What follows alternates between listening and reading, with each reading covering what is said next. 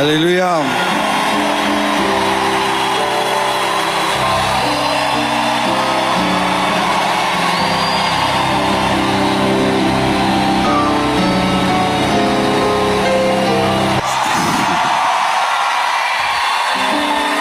Amen. Ne coupez pas le live, hein? Nous voulons que ça passe en live. Ne coupez pas le live. Alors, vous remarquez la présence de quelqu'un à côté de moi.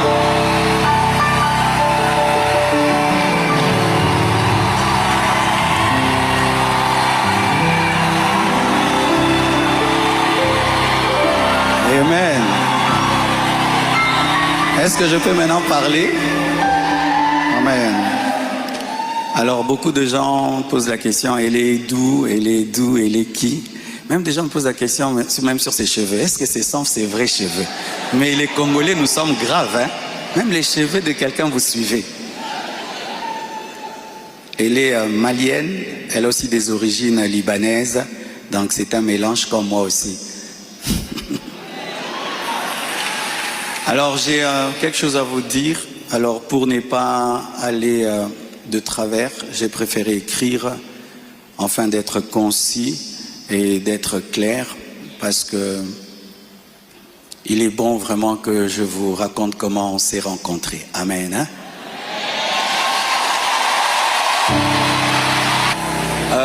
Est-ce qu'il y a quelqu'un qui parle en lingala? J'aimerais aussi que ceux qui parlent le lingala entendent. Qui interprète bien le lingala et qui est bien habillé?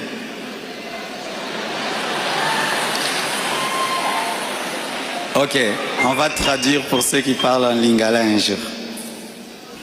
Chers frères et sœurs, après le décès brusque de Maman Blanche, j'ai traversé l'une des saisons les plus sombres de ma vie.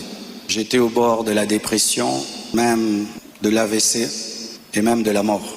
Mais beaucoup ne s'en sont pas rendus compte, car je faisais l'effort de rester fort pour vous encourager et pour que l'Église ne devienne pas un lieu de deuil permanent.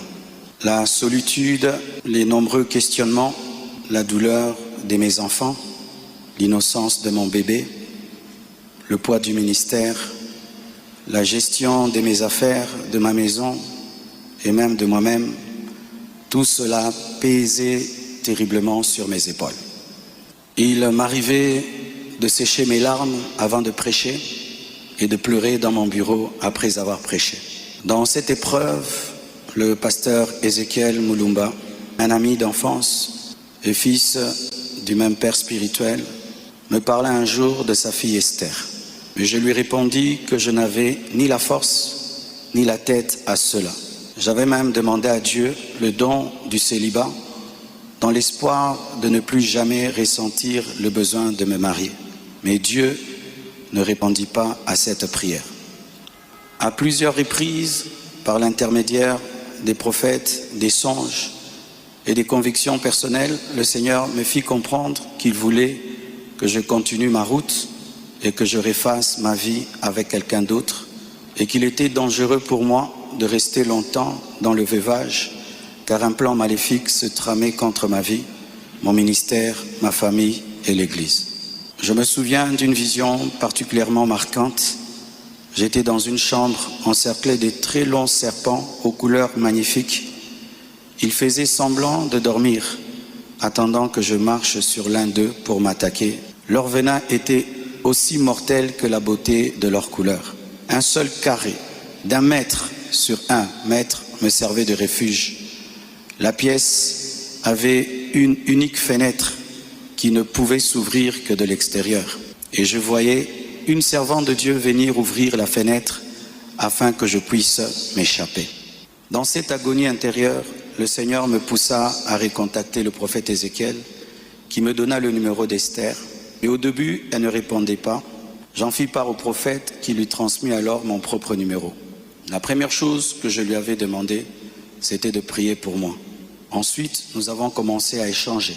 Je lui ouvrais mon cœur, elle m'écoutait, me soutenait, priait avec moi, tout en continuant à remplir fidèlement ses responsabilités au travail, parce qu'elle était une responsable là où elle travaillait, et à l'église, elle était photographe, caméraman, modératrice, prédicatrice.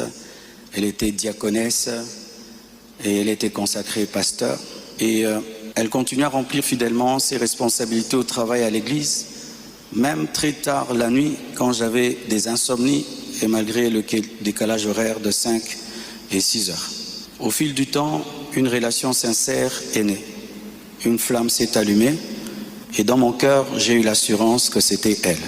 J'en ai parlé à son pasteur, à mes parents, à mes pères spirituels et à mes amis, afin de ne rien faire sans rédévabilité, conseils et prières des autres. Même mes enfants ont été associés. Ils ont souhaité la rencontrer, ce qui s'est fait selon le timing de Dieu à Bruxelles. Le Seigneur m'avait parlé d'une période d'1 an. Il ne l'a pas dit qu'à moi, mais à d'autres, y compris certains d'entre vous. Plusieurs ont même reçu des détails précis la concernant, ce qui confirmait ma direction. C'est pourquoi le mariage a été célébré le mercredi 23 juillet en Belgique. J'aurais aimé qu'il ait lieu à Kinshasa, mais cela aurait été trop coûteux et compliqué à organiser. Je comprends que certains aient été surpris ou même blessés par cette démarche qu'ils trouvent très rapide, mais sachez que pour vous, c'est une année.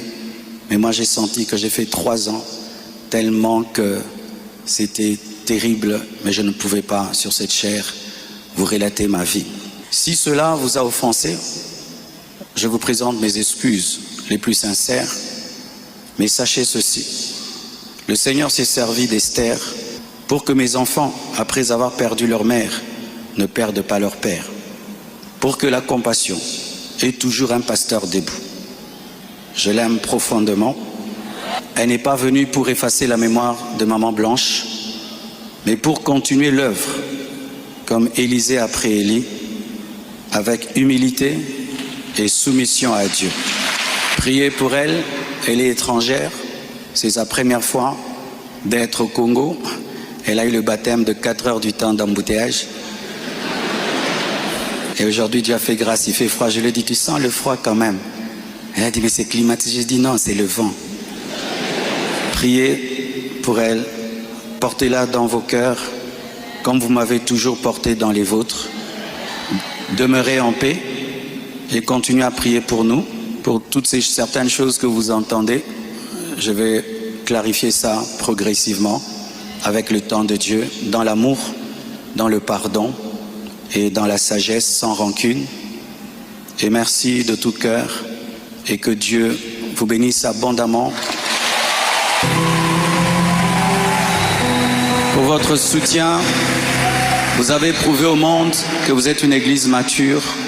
Vous avez prouvé au monde que vous êtes une église enracinée.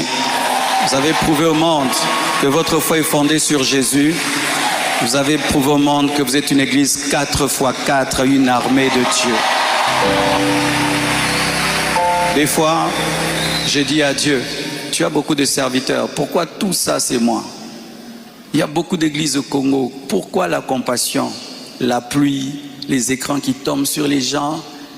Mais nous avons une grande destinée. Un jour, nous comprendrons pourquoi tout ça. Avance prophète. On ne connaît pas Dieu par la science.